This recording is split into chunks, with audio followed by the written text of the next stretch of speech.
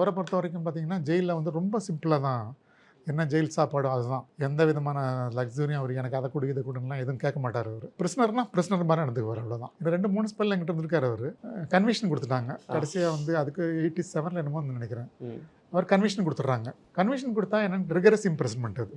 So அவர் வந்து உங்களுக்கு வந்து யூனிஃபார்ம் போட்டாகணும், ஜெயிலினுடைய உடையாக உடுத்தி ஆகணும். ரிகரஸ் இம்ப்ரெஸ்மெண்ட்னு கேட்டிங்கன்னா நாங்கள் என்ன பண்ணோம், உடனே வந்து கன்விஷன் ஆன உடனே சாயந்தரம் அவருக்கு ஒரே உடையை கொடுத்துட்டோம். அவர் அந்த உடையை உடுத்துட்டு ஈவினிங் வந்து இன்டர்வியூ பார்க்க வந்தவங்க முன்னால் வந்து இன்டர்வியூ பார்க்குறதுக்கு அந்த உடையை உடுத்திட்டு வந்துட்டாருங்க. வந்த உடனே அந்த இன்டர்வியூ பார்க்க வந்தவங்கெல்லாம் வந்து கைதியோட உடையில் வந்து கலைஞரை பார்த்துட்டு அவங்க ரொம்ப வந்து ஒரு கமோஷன் ஆகிடுச்சாங்க. ரொம்ப வந்து ஆவும் சத்தம் போட ஆரம்பித்தாங்க.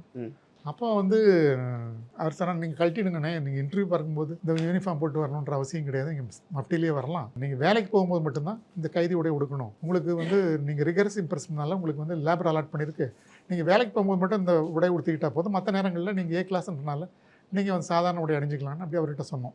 Presta Premium Women's Wear. Let your body love it.